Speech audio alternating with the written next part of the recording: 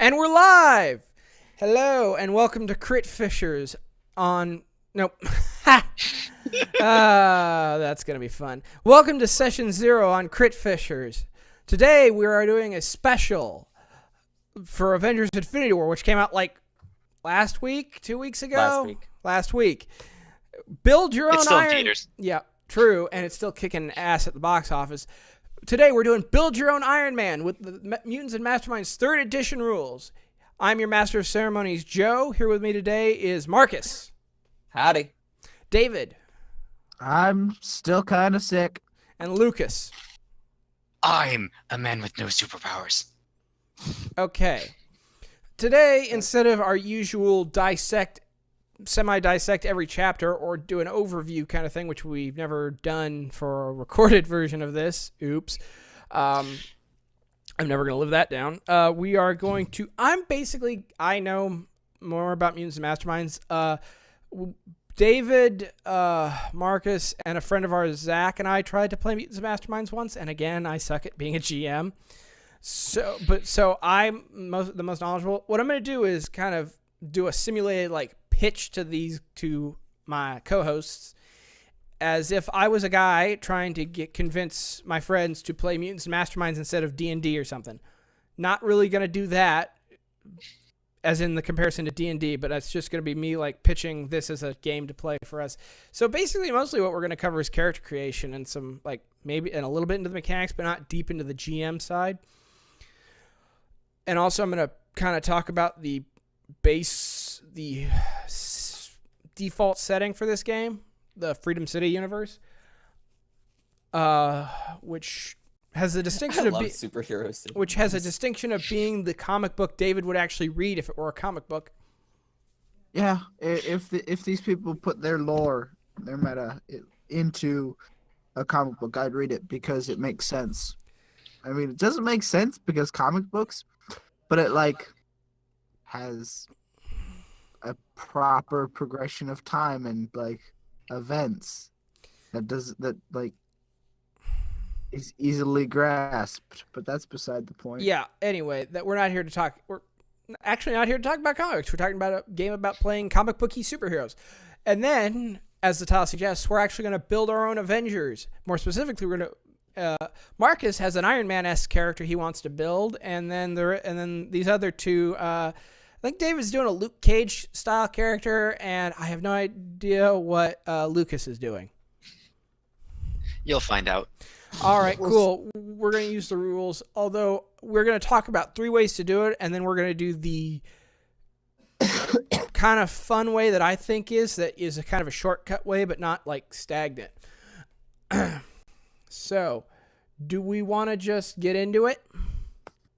Yeah, let's get right into it. We all kind of know what it's about, right? Yep. All right, so I'm going to just pitch basically character creation.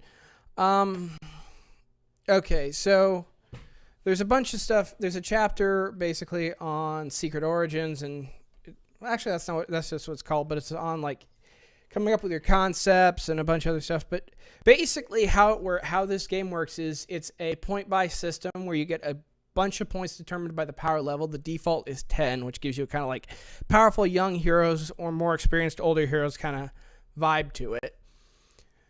And you get 150 points or thereabouts, and you get to spend them on various traits, which include abilities, which are you know what those are. The abilities are, if I remember correctly, strength, stamina, dexterity, agility, fighting, intelligence, awareness, and presence. This all, by the way, is kind of a modified and a fairly heavily modified D20 system. Mm-hmm. And it works by you roll a D20 and add numbers to it to try and hit a target number, which is generally determined by an opponent character's, usually NPC's, stats or difficulty class established by the GM for some other kind of task. Is it usually contested or usually static? It's weird. It's static for world stuff, if you're trying to overcome a physical obstacle. But it's kind of a weird version of contested when it comes to combat. All right. I will actually explain that. Defenses, which are kind of a derivative statistic, but you can also buy points in those. And the defenses are will, fortitude, toughness, dodge, and parry. Dodge and parry. Okay, so here's how it works, because I might as well just get into it since I'm talking about defenses. When you roll your attack number against the dodge or the parry. And then that's the static number you have to beat with the attack roll, okay? All right. And then if it's a normal attack, it goes against toughness. And how that works is an attack has the attack modifier, which is added to the D20 attack roll, and then a damage rank. And that damage rank is the difficulty class for someone's toughness roll. For the when you're attacking's toughness roll. You lost me somewhere. Yeah, I lost myself. It's weird, and it's like I'm assuming a cheat sheet yes, out there here somewhere is, that's like this. and it's like literally the only thing I am like iffy on in this system. And like what? You roll like you're shooting at an NPC, right? You roll your attack. You roll D20, and then you add your attack modifier, and you compare that to their dodge. If you beat their dodge number, your attack goes through. And then the GM would roll toughness, which is a D20 plus their toughness modifier, against the damage rank of your attack. And the variance, the 5... Okay, this is the part where I am kind of rusty, but I believe it's a 5. The variance by 5 that you roll from that the NPC rolls, or that you roll if you're the one being attacked, determines how much damage, if any, you take. So it's 5 points over and under is a degree of success, essentially? Yes, and then 5 points beyond those is, again, like... You can stack. Yes, there's no HP. It's modifiers to rolls that are made by the character being attacked. So if you, let's say that NPC got hit, didn't kind of sucked on their toughness roll, they then take a -1 to any further rolls they make during the session. Okay. There are certain powers that allow you to overcome this. Regeneration for your like healing factor type characters, and if you have a healer character, there's the healing power for that allows you to heal others, and I think yourself. But yeah, and honestly, taking stuff from another system, I would take the idea that mooks, like henchmen and stuff, would be out if they take even 1 degree of damage. Taking that from like Savage Worlds, but more important characters like the big bad or their like lieutenants, if you're doing an evil organization style enemy structure, would operate as players in terms of these toughness rolls. Okay. But that's neither here nor there. Anyway, then there are skills, which there's a list of skills. A very long list of skills. Yeah, it's pretty long. Some of them are basically placeholders for something like there's expertise, and you can have expertise in a lot of things. Magic, science. You can, if you want to have a more specific character, for example, in science, you can do expertise biology, expertise chemistry, expertise physics. There's close attack and ranged attack, which can be like close attack unarmed, close attack sword or something. Advantages, which are essentially feats. There's a long list of those, which I'm not going to get into, but suffice it to say they do provide a variety of helpful boosts. And then powers, which is perhaps the most kind of complicated and math-intensive part of this. And there's a long list. It's what I'd call, the powers are what I'd call generic for the most part, like damage. There's no like fire damage, ice damage. It's there. Okay, I am like perhaps the worst person to explain this, but I kind of just wanted to see about. So, is it kind of like in Savage Worlds where you don't have like a fire beam and an ice beam? You just have the beam spell and you tack on whatever other flavor stuff to it. Yep, and those are called. I don't remember what they're called off the top of my head. But there is actually a book called Power Profiles, which covers all the way from air powers, which have the air descriptor, to weather powers, which have the weather descriptor, and everything alphabetically in between that you could probably think of. In between. And it's like probably one of the best books because it organizes each descriptor into an offense, defense, utility, mobility, and then some other like associated stuff that can like complications that can come with that, and extra power, any ways you can branch out into other forms of power and stuff. And it pretty much does all the math for you, because one hallmark of the power system are modifiers, which are come in the form of two forms: extras and flaws. Extras, when you add extras to a power, increases their cost. Flaws decrease the cost. And so like the Power Profiles book has stuff like Fireball, which is like range damage, area of effect, some area of effect, so that, and it does all, here's what one rank, because the effectiveness of your powers are determined by rank for most powers. Here's how much it would cost to buy one rank of Fireball, and then you can like see how many points you have and how much you want to put towards however many ranks of Fireball you want.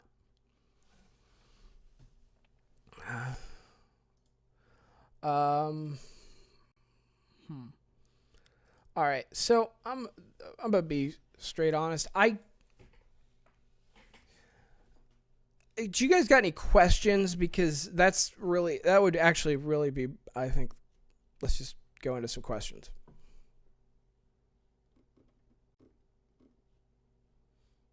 Well, if I were to say that if I were a superhero, my weakness would be coming up with questions. So, yeah, this honestly, it's you build a superhero. Yes, I feel like you build any questions would come up in creation. Yes, it would, and you build a superhero, and you can. I love this system because it's incredibly like flexible in a lot of ways. Like in what kind of superheroes you can build. You can build street levelers like Daredevil and Spider-Man. You can build like sky level, which is like Thor and Iron Man. You can build like cosmic characters like the Silver Surfer or Nova. Nova's the Green Lanterns of the Marvel Universe. You can build supernatural. What? Yeah, Nova Corps. Yeah, but in the comics, they're more like Green Lanterns. They have like laser blasts that they can do themselves out of their bodies and stuff. Mm-hmm. You can do supernatural characters like Ghost Rider and Doctor Strange. You can do stuff set in the Golden Age, like World War II-esque, like almost Indiana Jones style, like not like Indiana Jones himself. Although you could actually, if you want to forego powers and just do lower levels of abilities and more focus on stuff like, I guess, gadgets and advantages, you can do like pulp style Golden Age stuff where they're not as powerful. You can do Silver Age where you can have stupid powerful heroes doing really, really dumb things. You can do Bronze and Iron Age where you're a little bit darker or murderous depending on how far you want to go. Be anti-heroes and all that jazz and have a mullet. Or you can do like the default assumption for Mutants and Masterminds is a more modern age flavor, which is kind of like a hodgepodge of everything. But kind of what we're seeing in the Marvel movies today. And what Marvel movies and like comic books from both the big two and anyone else that does superhero comic books is like, that's what Mutants and Masterminds kind of default is. But they especially in like the GM guide and stuff, they really provide like suggestions and tools for like here's Golden Age stuff, here's this stuff, and then they for 3rd edition they came out with the Cosmic and Supernatural handbooks if you want to do those specific flavors because street and sky level heroes are basically it's not the stories you tell are more based on degrees of power than any special flavoring you need to consider, but Cosmic and Supernatural do have special degrees of special flavors. There's also you can also do teenage heroes through like Heroes High handbooks. Both 2nd and 3rd edition had versions of those. Mm-hmm. And you can do all sorts of things like that. They've got all kinds of stuff. Also, they've got a pretty easy to understand conversion thing. So if you want to use a lot of 2nd edition resources that have stats, you can use the conversion guide. And pretty much everything in the 2nd edition that is not statted but is basically flavor stuff, you can obviously just use super easy because it's all just text. Do you want me to talk about a little bit about the default world for Mutants and Masterminds? Might as well. All right. Do that and then go into character creation. Yep. It's called the Freedom City universe unofficially. FYI, they also have a thing with DC where they publish the DC Adventures universe stuff, which is basically Mutants and Masterminds, but in the DC universe pre-Flashpoint, but post Brightest Day. You guys probably don't understand what that is, but for anyone who wants to know, Flashpoint was their latest reboot before they said nah, kinda. Mm-hmm. And Brightest Day was an event that nobody liked. But, it's Superman back when he had trunks. And Batman's back from the dead, back when he was time travel dead. Anyway, and there's also like third-party published universes that are all kind of interesting, and they have one called, what is it? Paragons, which is, Marcus, David, you remember Aberrant? Oh yeah, I do. Yeah, it's like that, but you don't but the ever-present worry of falling into monsterhood is not automatically part of it. Yeah, that was a problem with that system. Yeah, no. Paragons is a 2nd edition one, but it's easily convertible. Basically, what if the normal world one day people started spawning powers and no one really knew why? They also removed that thing because Aberrant, they knew why people had superpowers. In Paragons, no one does.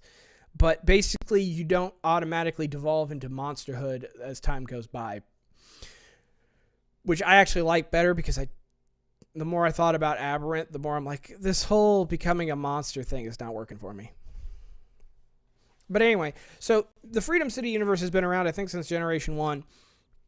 And the Freedom City is basically Marvel's New York mixed with every fake city that DC ever created.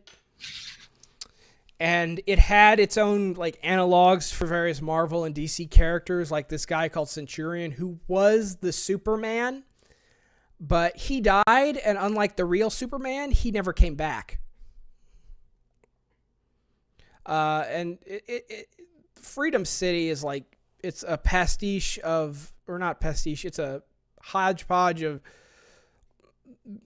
Golden Age, Silver Age, Bronze and Iron Age, and Modern Age stuff. They also did, at the start of 3rd edition, they did Emerald City, which is much more modern thing, which is basically Seattle / Portland / Vancouver. But anyway, so I really like the Freedom City setting. Part of me would, if I was going to run this or play this, would think like a homebrew setting would be like more fun in some ways, because you wouldn't have to worry about like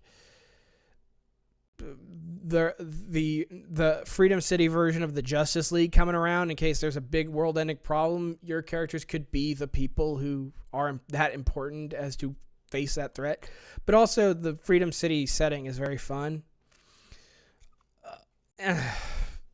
It's legitimately a thing that I'm not going to talk too much about because I feel like you really need to delve into it. But like, if you name a character from Marvel or DC, I could probably name you a a pastiche that they did of in the Freedom City universe. Anyone want to give it a try?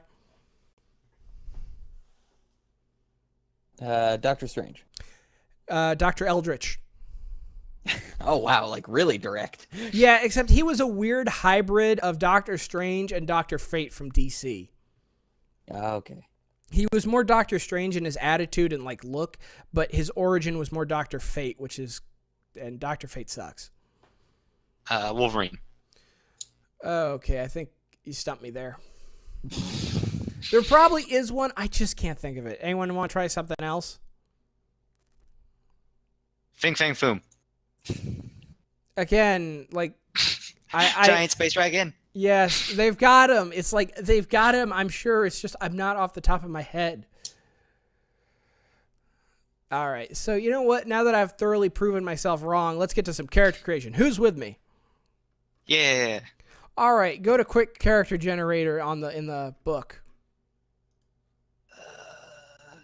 Got a page number for me because my thing doesn't have bookmarks set up properly. 54. That is something I can work with. Yeah. Actually, I apologize. I was wrong. 56. Yeah, close enough. PDF, then the table of contents will always be offset from each other. Yeah, it's a little effed. Unless whoever did your version of the PDF did an amazing job setting it up, which people do occasionally. So I want to explain this quick character generator thing. There are perhaps 3 ways to create a character in Mutants and Masterminds. 1, you just start from the bottom and you work your way up. You start with nothing but the pool of points and then you do whatever you want. That is a perfectly valid way, and I do think it really works well. But the way Mutants and Masterminds is set up, you can get a crap ton of analysis paralysis because there are so many combinations of powers and modifiers and advantages and skills and ability scores that you could just be like, Now, in the original and also in this version of the Hero's Handbook, they had like 10 pretty much set in stone archetypes to choose from. And you could modify them if you wanted to, but they didn't have any suggestions and were kind of like bland. Now, when they came out with the GM screen, they also came out with the GM kit, which was basically... you can see this. You guys can all see this random archetype table, right? It's at the bottom of page 56. Yeah, the battle suit, construct, crime fighter. Yep. Basically, how this works is you roll a d20. A GM or a player can do this, and then they get to pick, and then that, or you can just pick one. It's like you can use this in like 3 different ways. But it's a list of 20 archetypes. And in each archetype, there are each section of a character, abilities, advantages, skills, and powers and stuff, has like 2 to 5 or so different options that you can choose from to like either randomly, totally randomly generate a randomly selected archetype character, or totally look at specifically select an archetype you want to play as, and then specifically select from each like menu of options for each section of a character to perfectly build your own character, or any way in between. So that's how we're going to cheat. All right. Well, I shouldn't go first because I grabbed the wrong version of the document. So you grabbed the non-deluxe version? Yeah, I had it on hand and didn't even think that might be the wrong one. It's cool. So I was going to actually ask you to go first, since this is titled Build Your Own Iron Man, and the first archetype is Battle Suit. But David or Lucas, who wants to go first? I guess I could go first. Hold on. David, you alive in there? Oh, no. David. David.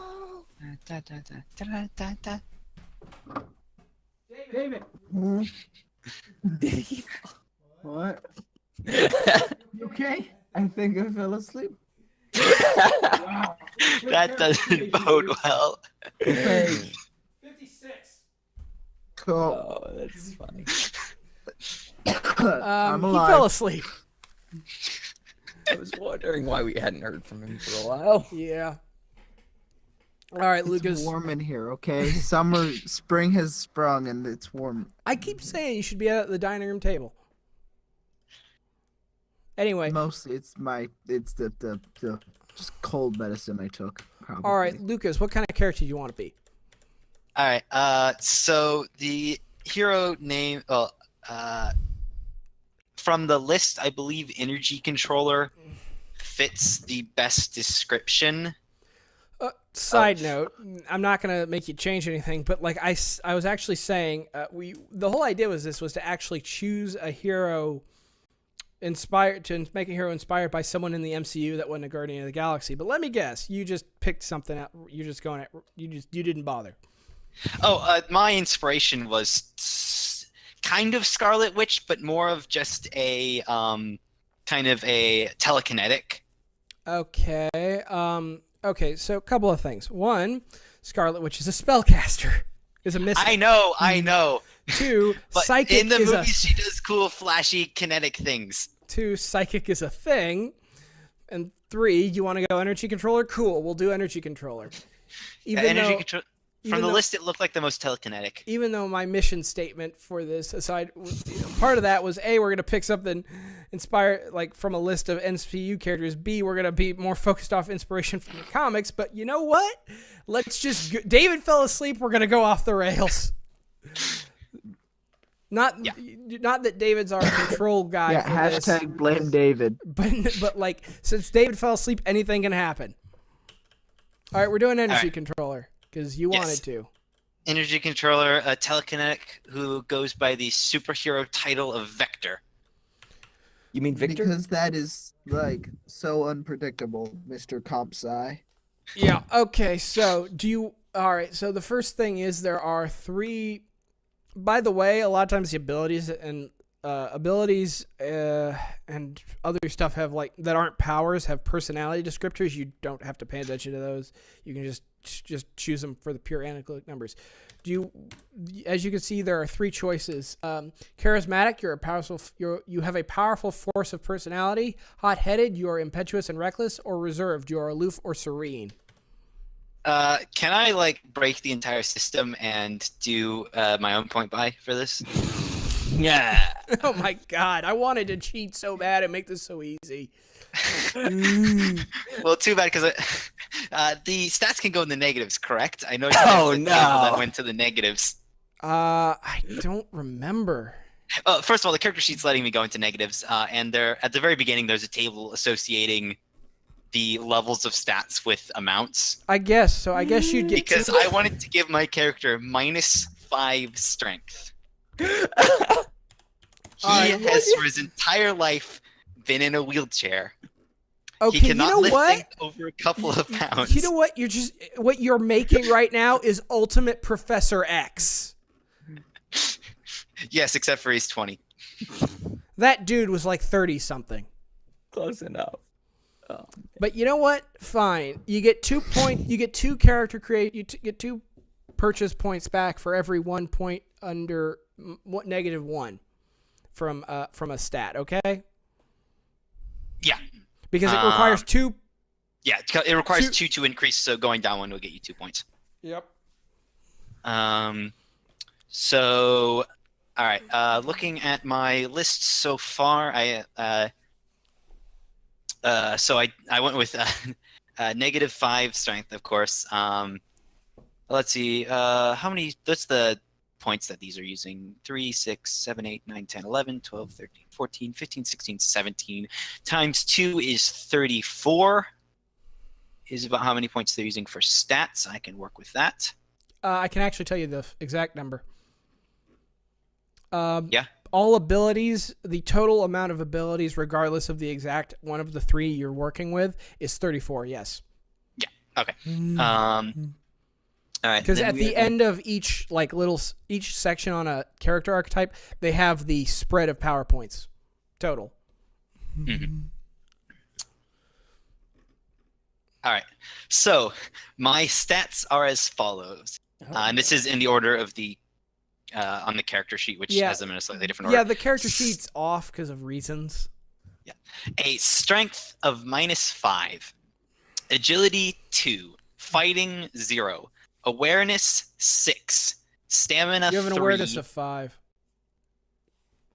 The sheet hasn't updated yet. I apologize. Nope, there it is. Sorry, my bad. Hold up, my math is off. Mm-hmm. Oh boy. See, I'm There we go. actually now All right. I'm actually glad that our my pitch was so crappy and short, because this is gonna take super long. Oh yeah, it is. Okay. Strength -5, agility 2, fighting 0, awareness 5, stamina 3, dexterity 2, intellect 5, presence 5. For the record, dexterity is the stat that is used to target things like telekinesis and energy blasts, so you might want to keep it at like 3. Okay, time to do some tweaking. Okay. So I'm gonna do the powerhouse. Yeah. Actually, you're not. I apologize. You probably are, but Luke Cage is best built with the warrior, because he only has the ability to lift 25 tons, and the powerhouse is way over that. But the powerhouse also can do something like alternate form to get super toughness. Okay, you know what? What I expected was everyone to be like, we're gonna like stick pretty true to the inspirations, but we're not, are we? You've fuck played no. D&D with us. I hate myself. In your party is a rogue that is switched from straight rogue to arcane trickster at level 11. I hate myself so much for thinking this would be easy. All right, so David's gonna do the powerhouse. Awesome. I'm going to take the alternate form pre-built. So I'll have strength of 4, agility of 1, fighting of 6, awareness 1, stamina 1, dexterity 0, intellect 0, and presence 2. Cool. We're still on Lucas though. All right, I have finalized my stats. It is at 34 points, so everything is good. And the final total is strength of -5, agility 2, fighting -2, awareness 5, stamina 3, dexterity 4, intellect 5, presence 5. I just realized something. Unless you're putting the negative, the 10 points you got off of strength into your stats, your actual, are you putting them back into stats, into Yes. abilities? Okay, never mind. That does work. Yeah, Cool. that's why I'm currently at 34 points spent. Okay, so you just took them out of strength and put them. You negatived on strength and put them other places in your abilities. Yes. Okay, just curious, because I do want to at least try and keep some semblance of track. All right, so do you want to choose your own advantages, or just take the choose two or roll twice on the advantages table? I will probably, since I haven't gotten a look at the advantages, I'm gonna look at this. I could kind of tell you what some of them do. I'll probably go with disciplined for assessment and teamwork. Yeah, teamwork obviously it gives you like bonuses or allows for easier teamwork with other PCs. And assessment allows you to I think it allows you to make an insight roll to gain better understanding both in like powers and motives and personality of an NPC you're against. Yeah. It'll be pretty useful based on how my character is supposed to work. And you get two different ones. Oh, I get 2 from the list. Yes, two. Okay, then I'll probably also take. I want to take hidden reserves for extraordinary effort and great endurance. Mhm. So while I can't do anything physical for crap, I am incredibly powerful, latent telekinesis. I think great endurance is a physical thing. Okay, so there's this thing called extra effort where you get to temporarily put more ranks into a power or use of an attribute or do something or get an alternate effect of a certain power, which I'll explain when we get to powers in your building. And so extraordinary effort allows you to use even more extra effort, but great endurance is a physical thing. It applies to to stamina stuff. Well, Just I do actually have some stamina. I am just letting you know. So if you want to take Okay. it, there is no problem with that. I am just letting you know what great endurance actually is. Yeah, that's probably what I'll go with because there'll probably be situations where Yep. it'll be important. All right. I think it allows you to get like a little bit of a boost to stamina rolls. I'm actually going to check that because I want to know.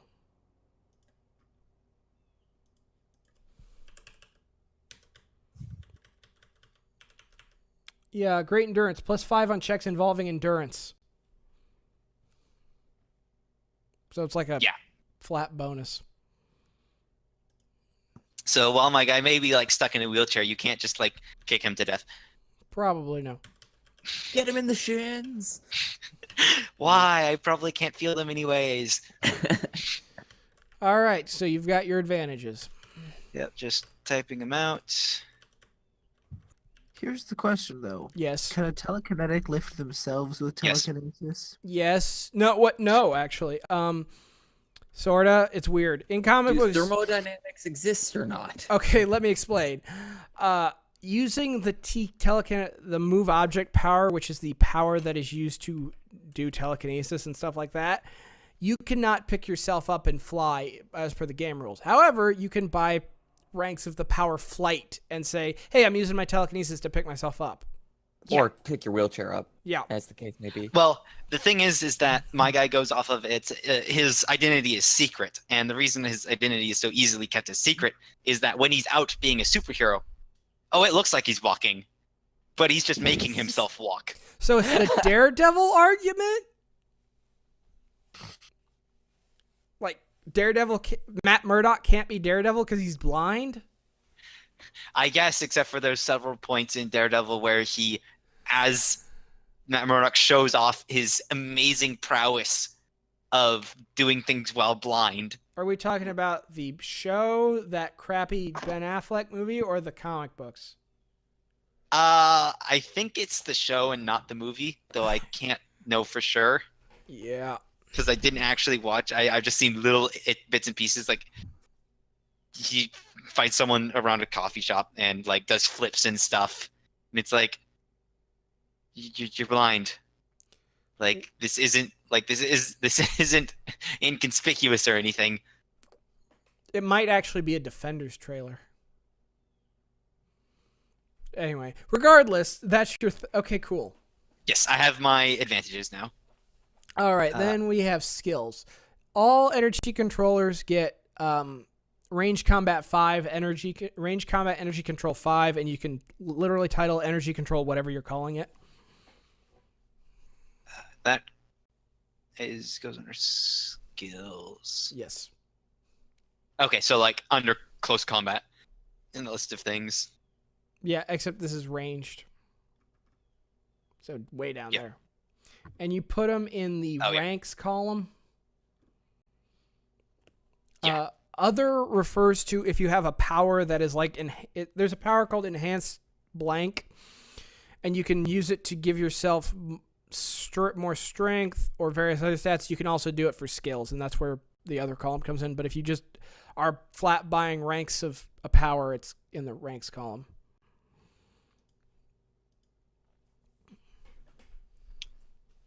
Okay. Are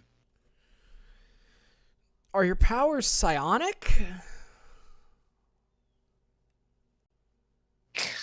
It's telekinesis. So, however do you explain telekinesis? There's a billion ways. I could have a character that's like, I control kinetic energy and the motions of molecules, and that's how I do telekinesis. That's kind of the way that he's going with the. Or I'm psionic, like Jean Grey or whatever, and could just move stuff just cuz. Yeah, I don't know how it works. I just can pick things up. Yeah. But no, mine's he can kind of he's in tune with the motion and harmonics of molecules and uses that to manipulate them. Okay, so you can say kinetic energy control, vibrational control, harmonic control, although that sounds more like a sound thing. I mean, the harmonics sound is or more of probably the property of molecules. Harmonics is named after the sound property harmonics, which is a property of harmonics of molecules. It's Particularly just air. things that vibrate at the same speed. science. Yeah, just call it like vibrational control or whatever you want. Or you don't even just call it energy control. Well, yeah, we're not even playing a game with these characters. We're just like doing this to like demonstrate, talk about the character creation system. All right, and then I need to get a couple of other things. Did you put the ranks in? No, I still have to. I haven't picked any yet besides that energy control. Yeah, but you need 5 ranks of that. These are like power. The way energy control works in some other archetypes is you automatically get these many ranks of these skills, and then you get to choose or roll on another list. On a list. So rank 5. Yep. And then you get to choose either deception or intimidation 7, and then you get to roll twice on a thing. On a list. Yeah. And for that, that's not what I'm talking about, dude. Not in powers, in skills. Yeah. I'm in skills. Okay, no, I'm looking at powers and advantages, and you have energy control 5. Yeah. That's not what I'm talking about. Oh, I put them in the wrong place. It's in the skill column. You get +5 when you roll D20 for your energy control powers. Ah, there, I see it. Yeah. That look about right? Yes. Actually, you get +9. Is the stream showing our icons, or is it showing? It's showing our icons because I don't know how this. It would be weird. It'd probably look really weird. Just seeing things change. Yeah. Randomly in different places. Okay, so Plus, I also the way we got it set up is weird, so we'd have to do some funkying midstream, and I really don't want to. So I also crammed the other skills I put in this list wherever they are associated. Yeah. All right. Yeah. You get you get to choose between deception or intimidation 7. Oops. I'm gonna go with deception, so that's already there conveniently. So I can just set that to 7. Yep. Giving me a whopping +12 to that roll. Yep. There's also, I forgot to mention, like limitations on there are certain limitations at each power level that are defined various ways. For example, at power level 10, you can only have a ability rank plus skill rank of 20. And if you don't have any skill ranks, that limits automatically your ability rank to 20 and vice versa. That didn't make any damn sense, but trust me, this thing is statted out so you don't go over the cap on ranks of stuff. Yep. All right. Okay. I'm also going to, for the skill packages, take Observant and Sly, even though I won't be really able to use Sleight of Hand because -5 strength. Well, sleight of hand's based on dexterity. Yes, but also my character can't lift objects that weigh more than 1.5 pounds. Although I think you could use that in combination. In kids' ears, Telekinetic powers, you can use a combination of telekinetic powers. Sleight of telekinesis. Yeah. Alright, investigation. You're looking like you're holding things with your hands, but actually, you're lifting them with telekinesis. And Actually, perception, that is a specific power called tactile telekinesis. Sleight of hand and stealth. Sorta. Anyway.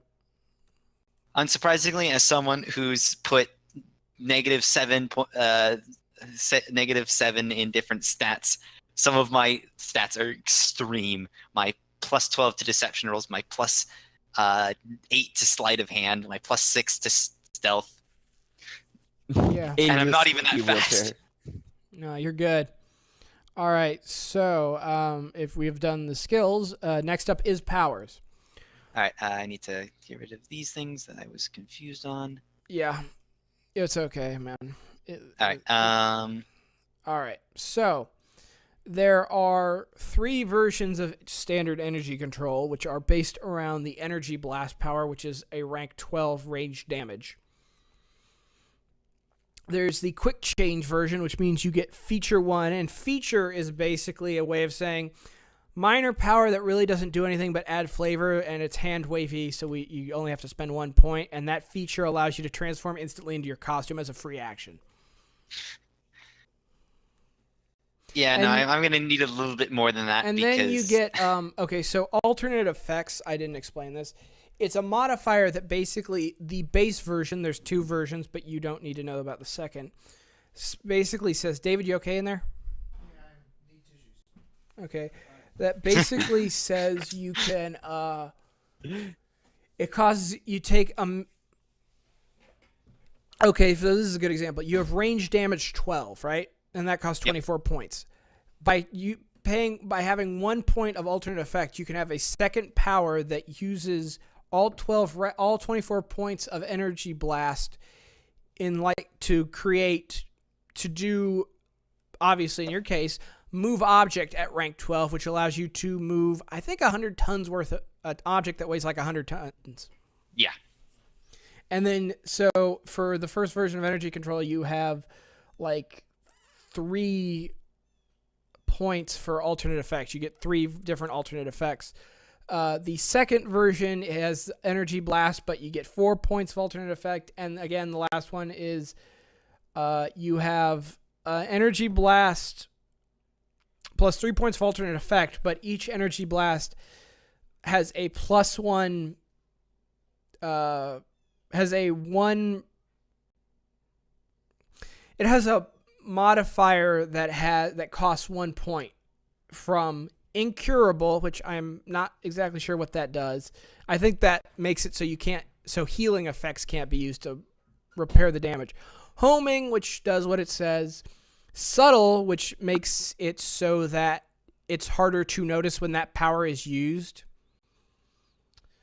Phantom, which allows it to affect insubstantial objects. Pinpoint, which allows you to say, for example, you had flame powers. If you had precise flame powers, you could cut stuff or weld stuff with it. Proxy, which is indirect, which allows it to come from a different direction, but that is like weird. Reflective, which allows it to ricochet off surfaces, and variable, which has what is known as a variable descriptor.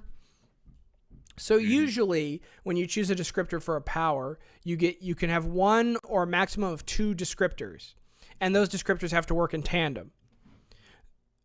Now, there is the variable modifier. The rank 1 of it allows you to have 3 different descriptors. However, those descriptors do not have to, and in fact cannot work in tandem. That you can say you've got fire, cold, and force. You can either have a blast that is fire, a blast that is cold, or a blast that is force, but not any 2 or even all 3 at once. It can only be one of those. Rank 2 of variable descriptor can either be as little as 4 various descriptors, or a range of related ones, like all electromagnetic, so you can do electricity, magnetism, lasers, heat, because infrared, radiation, etc.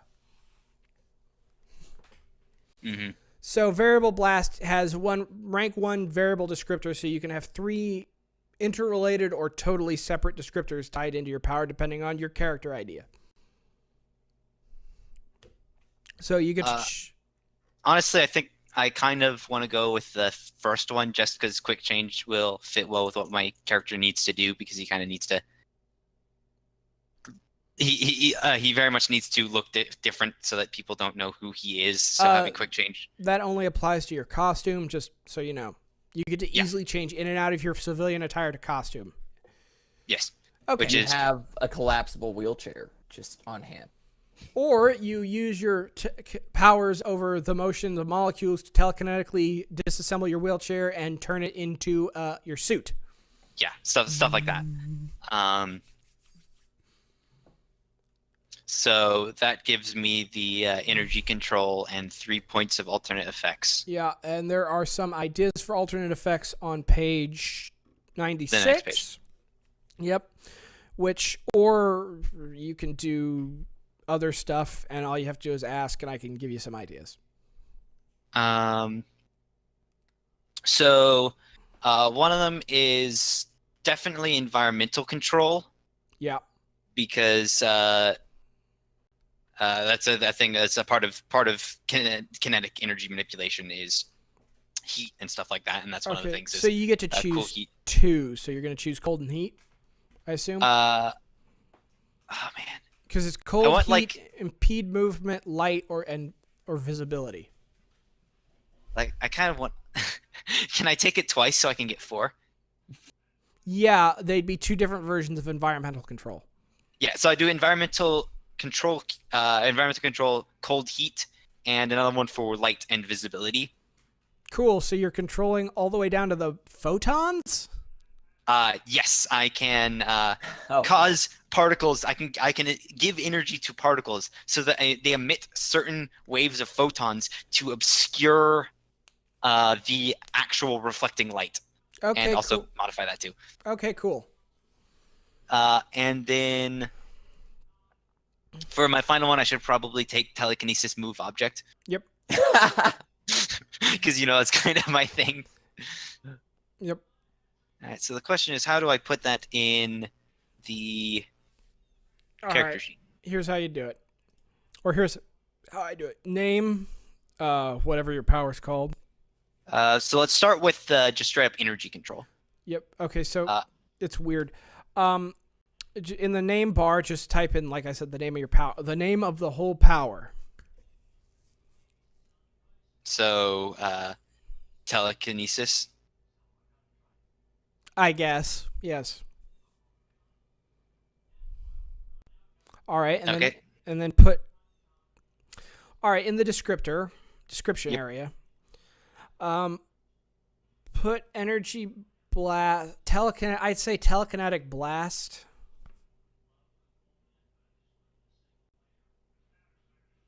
Colon range damage 12.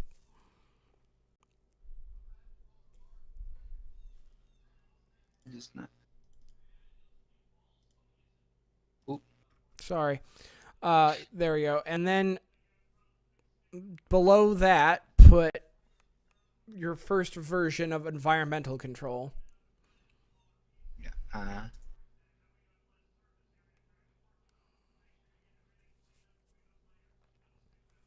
Thermal manipulation,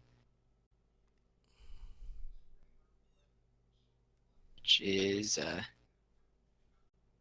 environmental 12.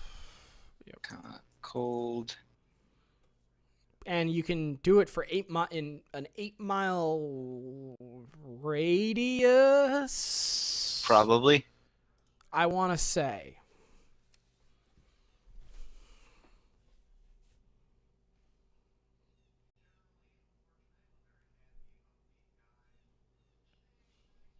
And then after thermal manipulation is. And you would have to put environmental 12, by the way.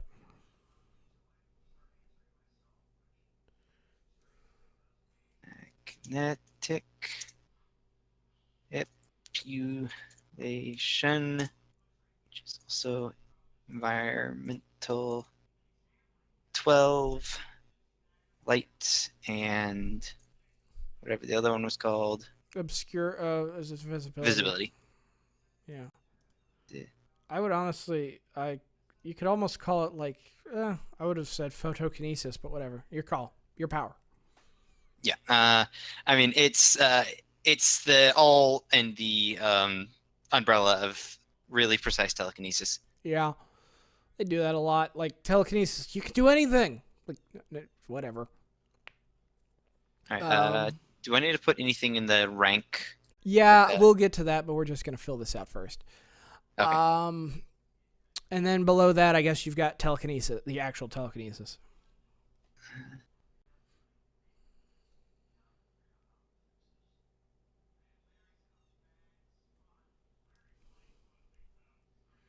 Which is move object 12. And then that, if you want to put in that, that's like 100 tons, I think. Oh yeah, sorry. That is 100 tons.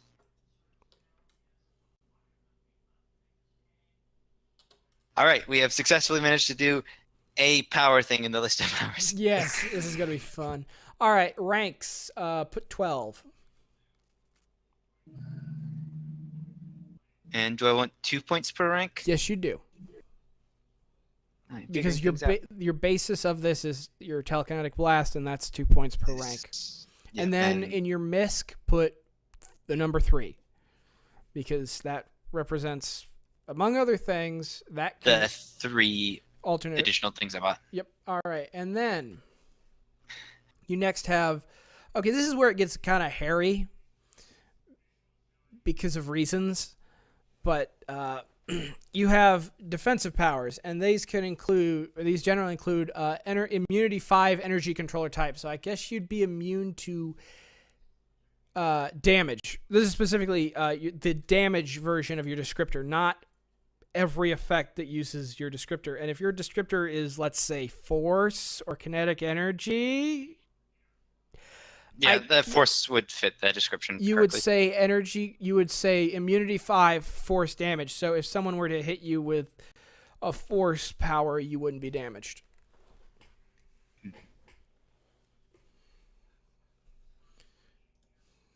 And this is a indifferent power.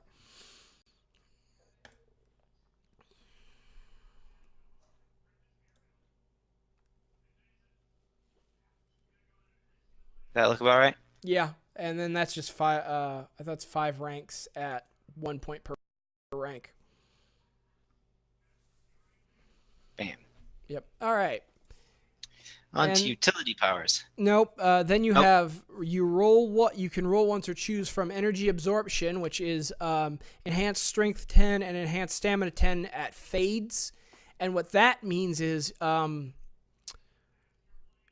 I 10. activate it. Yeah, and it you goes away activate over it after like 10 rounds, I think, because it's based on the ranks of the basic power. It goes away, and then you have to meet some kind of requirement for it to come back. Or what you're most likely going to go with, based on my ability to see the future, is probably force field, which is impervious protection 10, and it's Yep. something you can turn off and on. Sustained is a 0 point modifier, which basically means you can turn off and on certain types of powers. Force field is impervious protection 10. And impervious means that, okay, so you can buy ranks of impervious to equal certain defenses, basically, mostly, in fact, exclusively toughness, fortitude, and will, because dodge and parry don't work that way. And basically what it means is if an attack's damage would not exceed half of the ranks of impervious you have, versus, in this case 5, we throw out the whole rigmarole of rolling things and just say nope, doesn't work. So most I need to pick a type?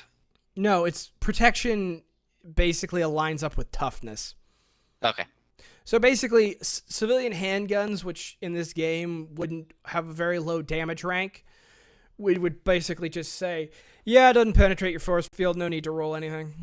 Mm-hmm. Yes. And that would put 20 points in misc because force field costs 20? That would be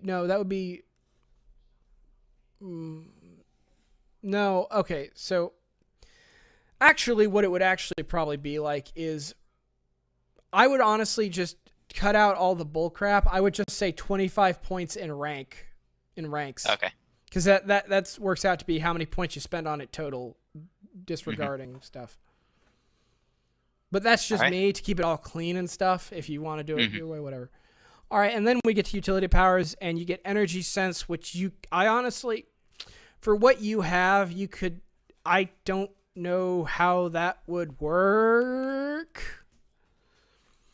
I honestly, yep. It's the character's just really in tune to like sensing the vibrations of molecules and stuff. Yeah, I guess we could say if someone else is using that kind of power, you'd sense it. And it'll also allow me to know a little bit of things just by sensing it. I can sense that this object is hot because I can sense the molecules shaking a lot. Actually, even though it might not be glowing. That actually would be a different power specifically. Or not. You know what? F it. If we were actually playing it, I would totally play it fast and loose with that kind of sense. So you're good. Go with it. Although, yeah. yeah, just do it. Whatever, man. Or if you want to spend the point someplace else, like use it for another alternative effect for your main power, whatever. Who cares? All right, cool. And then we have, hey kitty, got a cat. And then we have a cat. You roll twice on this table, or you could just say they are energy, or you can just pick two. They are energy aura, which is reaction damage, which is basically if someone touches you or tries to hit you, they take damage 4. Energy form, which allows you to be insubstantial, kind of. Yeah. If this were for someone like who's like a pyro person, they would like become fire, in which they can't be hurt because they're fire. Yeah. Flight, which is you can fly at 250 miles an hour. Scrying, which is you can basically see stuff 60 miles away through a medium, which is either like the presence of or the conductor or conductive medium of your energy controller type, but that's weird. Mm-hmm. And then transmit, which is teleport 60 miles through the presence of or a medium of for a conductive medium of your energy controller type, which I would actually say is kind of nebulous for you. But if you want to take like transmit, I could almost say if you want to choose like not anything, but like say if there's like a connected conduit of a solid object, you could transport yourself through that because it transports the you could say you could transform yourself into vibrations to transmit yourself along the line. I essentially quantum tunnel. Yeah, but your medium would have to be a not overly broken line of solid material. Would be my call as the GM. I know that would kind of nerf it a little bit, but otherwise it would kind of like teleporting. If you choose the transmit power, it would cost more. Yeah. So basically, you can teleport yourself down power lines. Yeah, or well, I mean that's what it's looking like, because it's like presence of conduits. Like, oh, I'm an electric energy person, so I can go into power I would lines. also say sidewalks and pipes. Basically, if you're in a city, you're good to go. Yeah. Yeah. You can't do it with water or air, but you could totally do it with like any solid material that is if it's an unbroken line of a maximum of like 60 miles. So the freeway. If you want to choose that power, I'm just like, because I know flight would work for you, but I can't really think of anything else that would work for you other than like transmit, unless you want to use the 14 points other places. I'm going to take transmit just so I can do even more ridiculous things. Yeah. And that is 14 and 14, so that's 28. Yep. They're not alternate effects of each other. They're both separate powers. I'm just putting them in a thing to... Yeah. I'm just listing as missed, so I don't have a million different tabs. Yep. But yeah, as a GM, I would basically say that was what I would call for that for you, because what you chose as your energy controller type is kind of nebulous. Mm-hmm. Like, that's kind of actually, I figure, like, the key to playing like Mutants and Masterminds is to basically be like, if it's going to be nebulous, just kind of roll with the punches and figure out like a happy like way to do it without without nerfing it for like a thing that's non-standard or making it OP, and just say, 'cause comics. You know. That's what I love about this system is you can just because comics anything you want. Yeah. Mm-hmm. But yeah, so you want to make it so that, like, again, like when you're building a character, if someone's doing something a little bit non-standard, you're like, well, I don't want to nerf it, but I also don't want to make it OP. Just find something that works as kind of a happy medium and pick out a comic book explanation. David, you asleep? Nope. You're focusing on Lucas right now, so I'm just making sure you're I'm waiting my turn. All I right. have nothing to add or say. Okay. I am not convinced that you're not asleep. Yeah, okay. And then Lucas, the last thing is this thing has preset. All of these pretty much have preset stuff for the defenses. You put them in the defenses, which are Yep. you've seen them. Instant skills. Scroll down to defenses and Yep, dodge of +4. They go in the points version. The only thing I didn't mention, but I kind of figured it would be stuff I'd mention as we go along in character creation, is that you can't automatically buy ranks of toughness if you buy more defenses. You can buy enhanced advantage toughness, or you can buy protection, which goes into the misc area of toughness. So you take your protection 10 and put it in the misc column by toughness.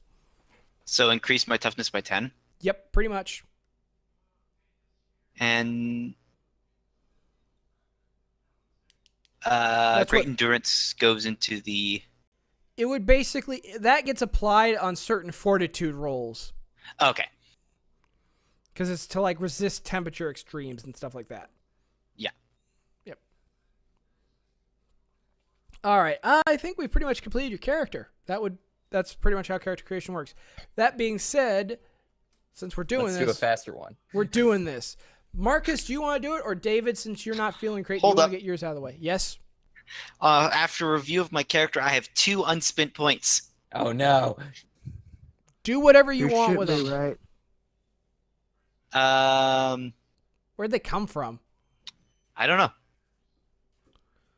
Hold on. You've got 1, 2, 3, 4. You've got 4 advantages. Yeah. All right, hold on. Let me look at the numbers. You should have 82 powers. My thing only lists as having 81. Mm-hmm. 4 advantages. Your skills should be 14. Your defenses should be 16. Oh, your defenses are over much. What do you mean? Your defenses are too high. You should only have 16 points put in defenses. You have 19. What did I screw up? Fortitude is only supposed to be 5. Yeah. All right. So now you're almost. I think I might have mouse scrolled and Yeah. it was selected on All a right. replace. So you need, and you'd have 4 advantages. Okay, so I need to. Yeah, just account for List. them. For the record, if you put numbers in by those advantages, they don't do that. Yeah, that you found it. You got it figured out. And then you need you're missing 1 point in powers, and I think what you're missing. Scroll to your powers. Okay, powers. That's 24. Yeah, that's right. That's right. That's right. Oh, what you didn't put down is your quick change, which should probably just list under MISC. Yeah, probably.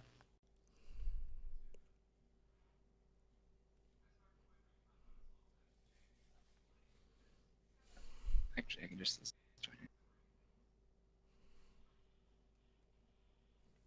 You update. No, I need to manually update powers. Bam! 150 out of 150. Character complete. Yep. Cool. That is awesome. Now, do we want to fulfill the promise of the title of this episode by building our own Iron Man, which is Marcus, or do we want to do David's character because he's kind of out of it, and I feel like we should take pity on him? Build your own Iron Man first. All right, we're gonna All right, build the our man own. has spoken. Ooh. Yeah, do that. You okay over there? I'm fine. Just Do you tired. need to go make a cup of coffee? That would be amazing. I'll be back in 5-10 minutes, maybe. Cool. We're gonna make. All right. We're gonna make female. Yes. I am making the hero Tanya Spark, who is the capital F lowercase e capital M ALE female.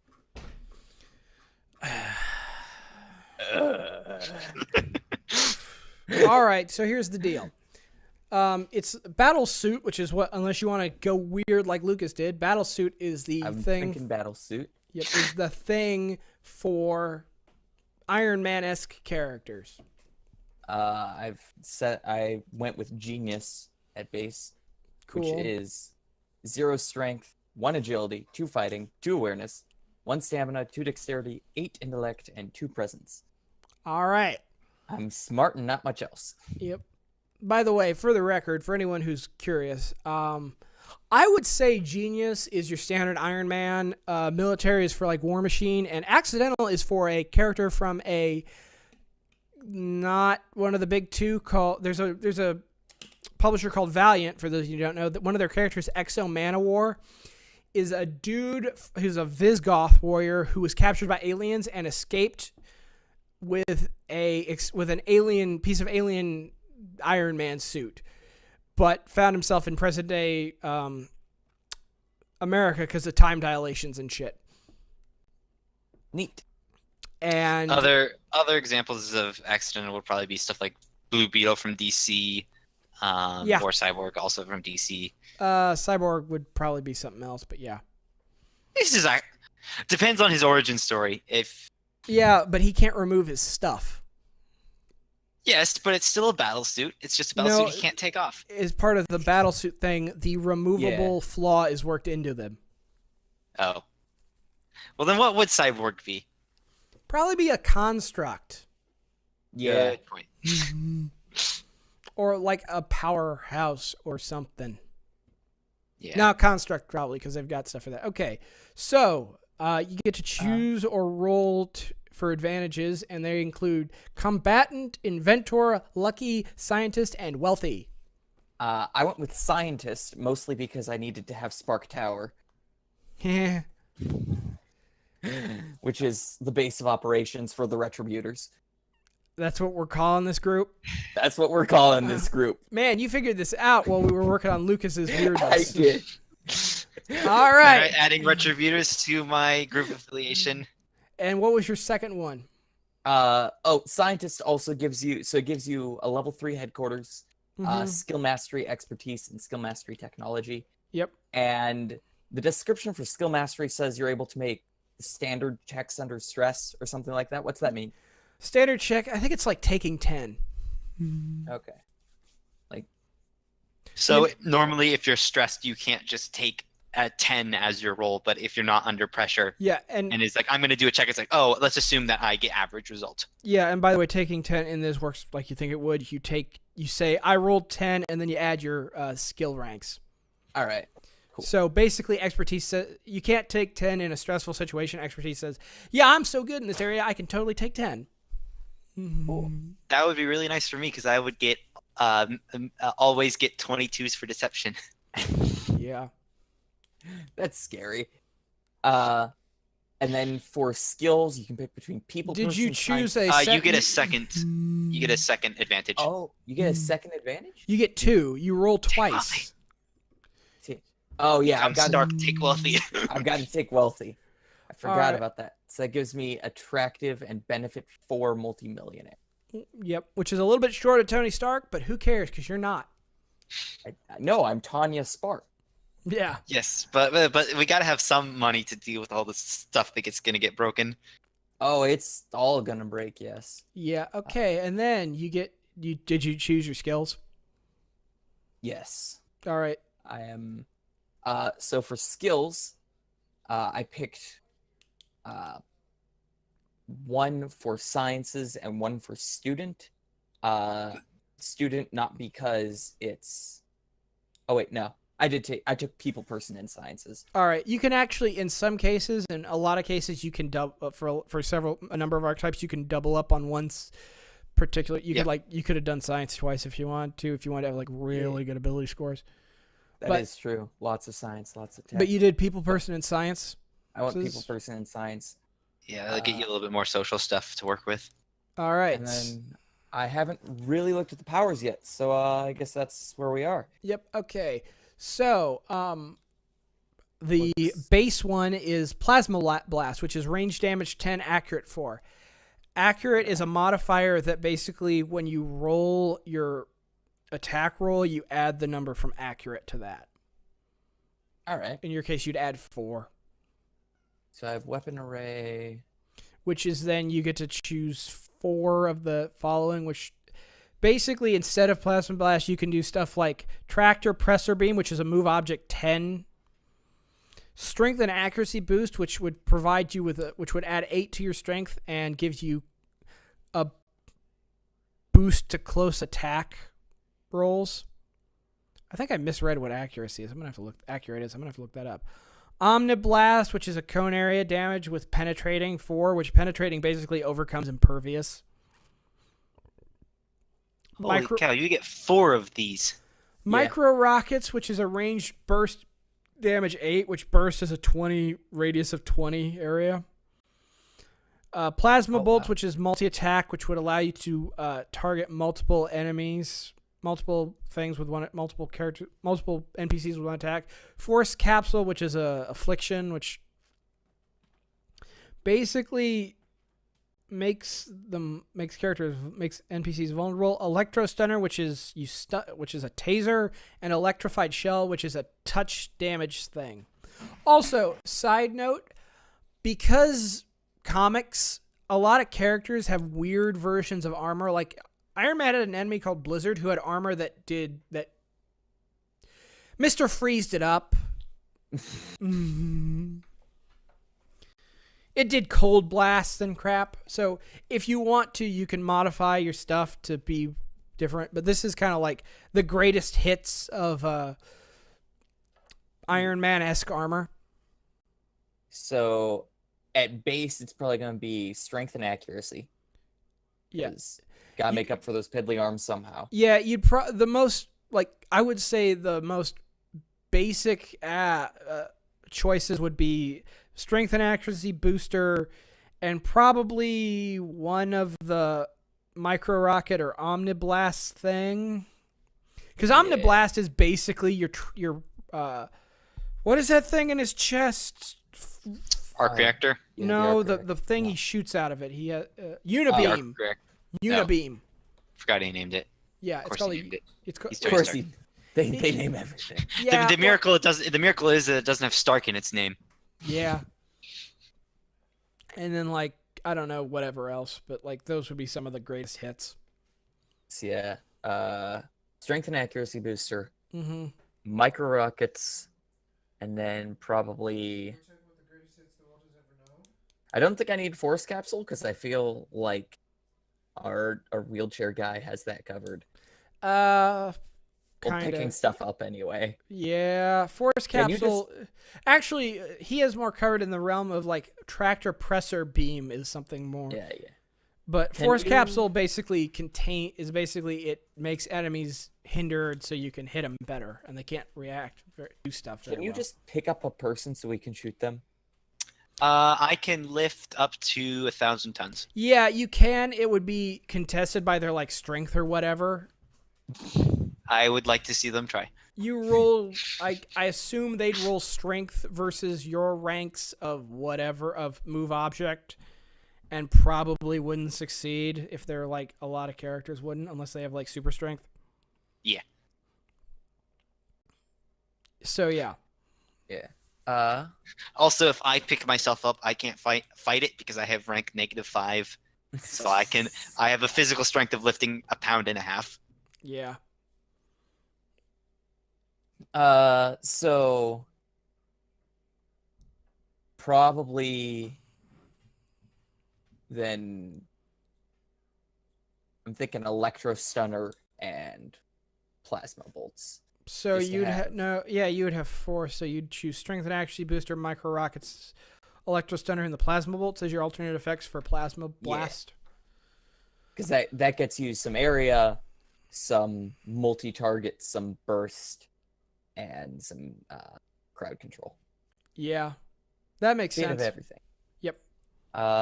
Frankly, I'm not gonna bother putting this into the character sheet because nope. Whatever. I don't have to, and we're not probably won't play with these characters. Yep. We might do a session 1 eventually. I would actually love to at least do a to. session 1 on this, but we'd probably not do these characters. Yeah. I mean, Lucas might do his because I get a feeling he's proud of how he messed with me. I like my character. I'm not. It's good. I'm just saying you messed with me. Okay. I put work in every single character I make. They are all unique gems. Just to talk about defensive powers, even if you're not. They're all named Jim? Unique gems. Just to talk about defensive powers for a moment, even if we're not actually going to fill out this particular character sheet, Yeah. you would get basically boosts to dodge, fortitude, parry, and will. Impervious protection 8 and immunity 10 life support, which means you do not have to worry about the environmental versions, which are the weakest versions of heat, cold, pressure, vacuum, radiation, as well as any form of like suffocation, including total lack of oxygen, fluid around you, stuff like that, as well as food and drink, mostly because because your armor has like stores of like astronaut stuff. Yeah, probably not that one for the. I'm not doing space tier. They would no. You automatically. There's no choice. You all get all. These are the ones. You just get these ones. You don't pick them. Okay. Well, if that's the case, then yeah. I was gonna say if I had to pick, it probably would have been like Armored Shell. But nope. You get all of them. And because everything's removable, I get a little bit extra. Like they're all a little bit stronger because of that. No, they cost less points, but that's all factored into stuff. They cost less, which means that yeah, that's all factored in. And then there's two things. Okay, so utility powers are again frozen because you automatically just get communications and extended and infrared vision. Extended vision is telescopic vision. Infrared vision is what it is. Infrared. And then power. You would choose either gravity drivers, which is flight, and then okay, so space travel is movement powers are weird. They include things like walking on water, walking up walls and stuff. Space travel has 3 ranks. Rank 1 is within a solar system, rank 2 is within a galaxy, and rank 3 is everywhere in space. So you'd be able to fly out to Pluto within a reasonable amount of time with space travel 1. Right. But traditional Iron Man's more the rocket turbines guy, despite the fact that aquatic turbines are. I mean, kind of. Well, he has aquatic suits. So for the record about Iron Man, he's got like obviously all sorts of kinds of suits. He built a suit to destroy the Phoenix Force. He built a suit. He's had suits obviously to fight the Hulk. Most of the time in modern but not crazy Iron Man, his suit has limited underwater capabilities aside from like a strict aquatic suit, and can travel underwater. Right. And also it and can specific suits for flight. And he kind of can fly in space, but it's more like low Earth orbit. Mm-hmm. Yeah. Unless he has a specific go to the moon. Unless he has a specific space suit with like hyperdrives and stuff. So honestly, clearly the correct answer you want is teleport tech. Yeah. That's also here, yes. Yes. I find it funny that you have a teleport speed. Well, it's not. Oh no, you don't. No, it said distance. You can do 2. Okay, yeah. It's a distance rank. Change direction and velocity are kind of weird. When you teleport as part of the basic power, you arrive traveling. If you're moving, you arrive traveling in the direction and at the speed you were going when you started, before you teleport. So if you're falling off a building and you teleport to someplace else, you're still moving down at the speed you were when you were falling off the building. Solution: teleport to them into an ocean, not above, into an ocean. Yeah. You'll die from deceleration. Yeah, you'd still be moving the same speed downwards in the water with the same force as you were. No, move through there. But the water will decelerate you quicker than air will. Really obvious. You have an indoor skydiving arena inside your base of operations.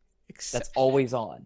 You have like one of those big wind tunnels that you can do like fake gliding in. Exactly. Because then you're already falling at terminal velocity. Cool, that's cool. But back to David's thing. If you're moving at terminal velocity off a building, you would continue to move terminal velocity downwards through the water, regardless of it being water, because this is a comic book RPG. That is true. You would continue moving, but you've instantaneously teleported yourself from moving through one fluid into another, a much more viscous fluid, which will cause you to decelerate over a shorter period of time. Would hitting water at terminal velocity hurt you? Yes. I'm not saying hit water. I'm saying Yeah. teleport That's yourself the thing. into A water. lot of the time people think, oh, like jump into the water. It's safer there. I mean, safer than like, no, but hitting water at steel, terminal but- velocity Except will you kill are hitting the water below you as you continue to move downward through the water. at that's You're the terminal still thing. hitting water. You're just the hitting. problem with jumping into water at terminal velocity is surface tension of water is freaky high. But Okay. but if you skip the surface tension and just go underneath, then you just have to deal with fluid dynamics. Yeah, Yeah, but you're and then see- also ignoring a fundamental thing of teleportation, in that the teleportation is basically creating a space. It's moving the water away. So you're going to have a little internal bubble of surface tension between the space where you're about to appear and the water that you're going to collide into. Or you That's a could, good or you could live with the fear that every teleporter has of teleporting into an object, except this time the object that you get integrated and made a part of you is ocean water, for example. True. So you die of Either drowning, way. basically.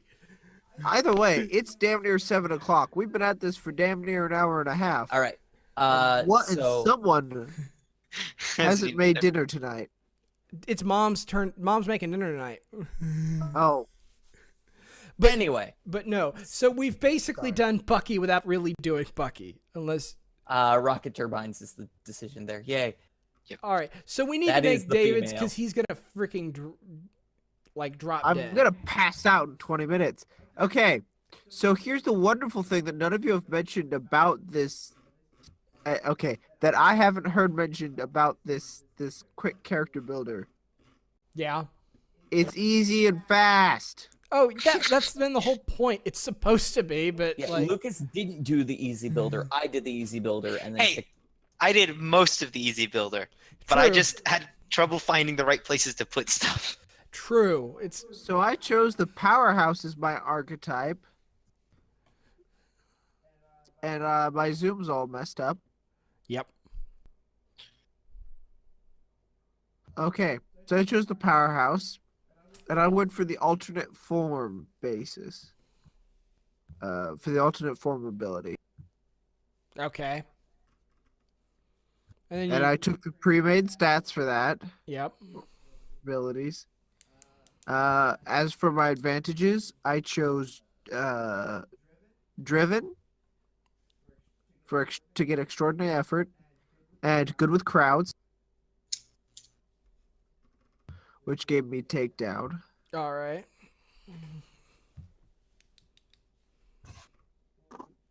When we move into skills, I get close combat unarmed 2 by default, and I chose athlete, which gave me athletics 4, perception 4, ranged combat throwing 4, and I chose charmer for deception 4, insight 4, and persuasion 4. Okay. So you're like the star quarterback. Exactly, that kind of character. Or maybe like Duke Nukem. Oh God. Okay. To Okay. depends on who you ask. Yeah. But yes, I mean that's true about pretty much everything about Duke Yes. Nukem. Okay. Anyway. So for my first offensive power, well, I have to go for that super strength. Yeah. Okay. So he got strength 8, which is added to his 4, which is a 12, which is 100 tons. Plus, there's a thing called super strength, enhanced strength limited to lifting, which basically halves the cost of enhanced strength, but can only be applied to the amount of weight you can lift, not to how hard you can hit or far you can throw something. And that comes with 4, which is 12, 16. So that puts him up 16. to 16 when he's lifting objects. Yeah, which When I'm using powerlifting, yes. which is 1.6 kilotons. Yep. Okay, and then for and there's also one point oh gosh, this is the one with alternative effects. You get one like super strength-esque power, like the obvious like Hulk tricks and stuff. I think I'm gonna go for foot stomp. And then what is it? Then roll 1d20 once and add the result as a 1-point alternative effect. Or just choose one.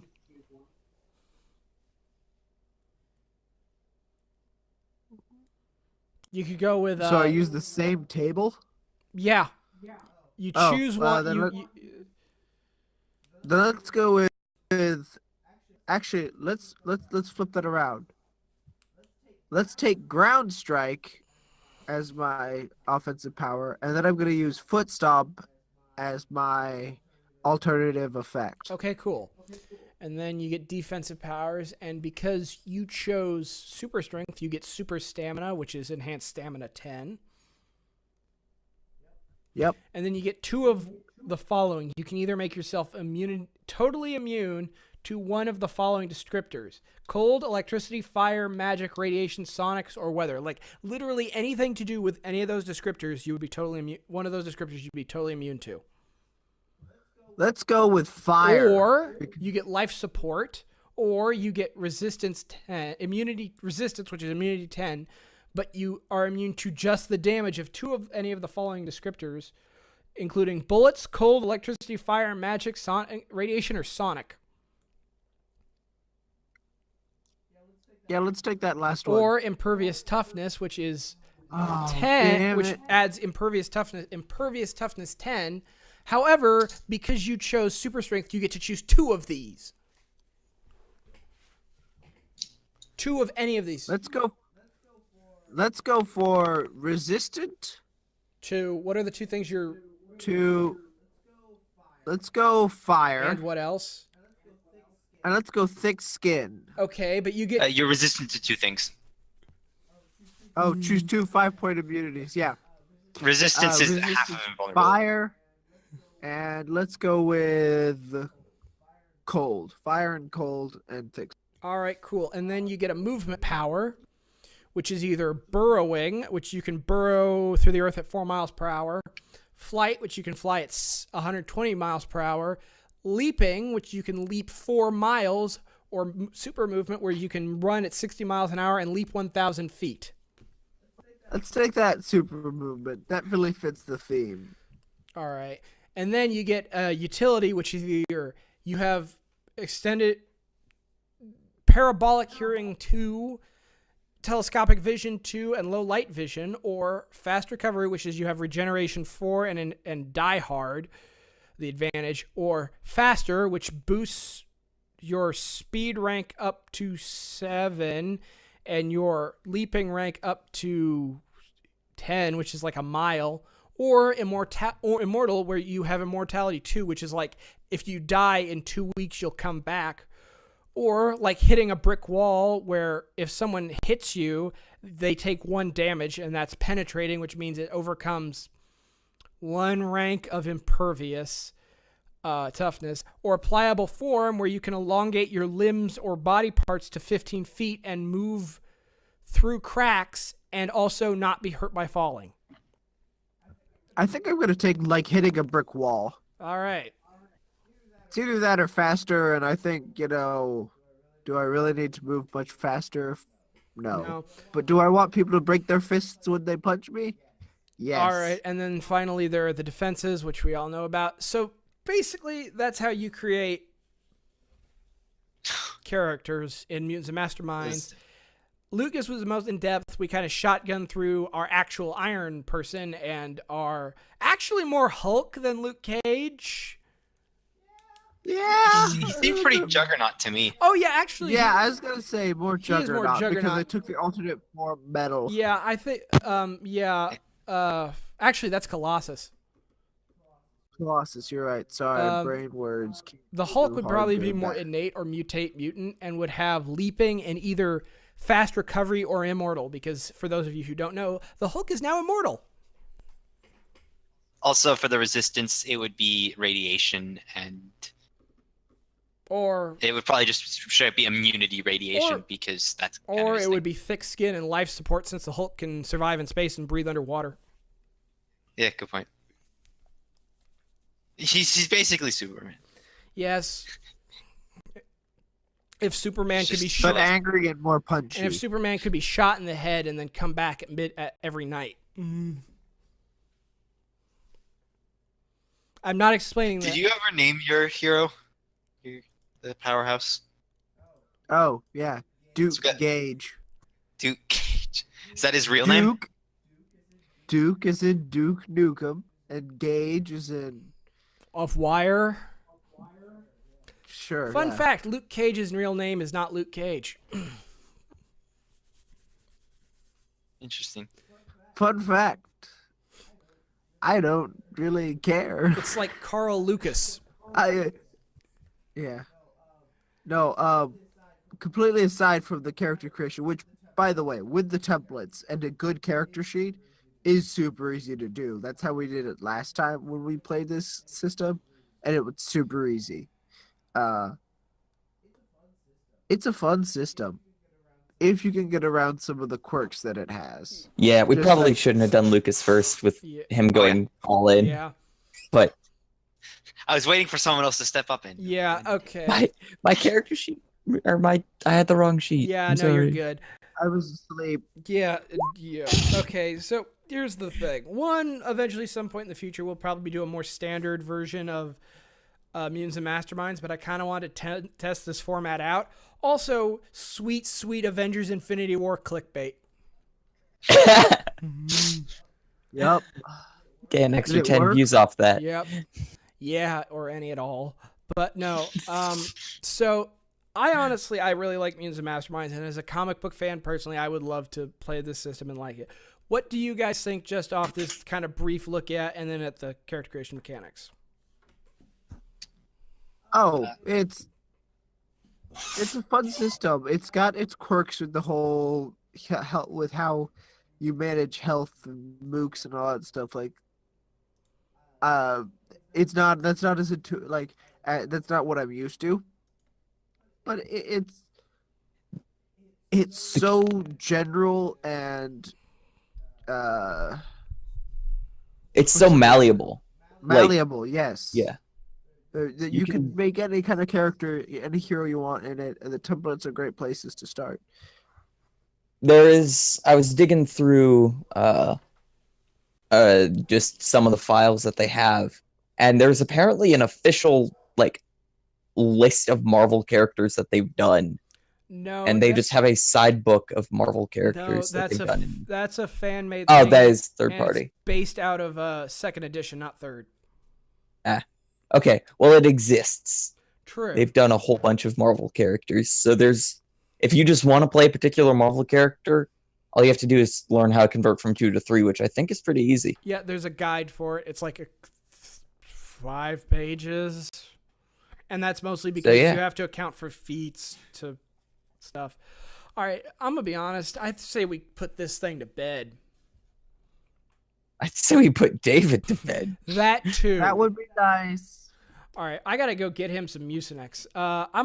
So good night, everybody. Archive will be up on Monday. We'll eventually do a more in-depth look at Mutants and Masterminds in the future, possibly. We don't know. Who knows? Also, I honestly don't think so. Not because I don't want to, but because I feel like there's so many things we all want to cover, or we'll look at one day and be like, I want to do that as a thing on Yeah. that it probably will get lost in the shuffle. But hopefully one day we'll actually do a session 1 on this, and I think that would be fun. And I think, honestly, the best way to get a look at Mutants and Masterminds is to do a session 1. Particularly, I want to play this character I made. Yeah, I know you do. All right. So, without... good night, everybody. Bye. Good night. David's asleep.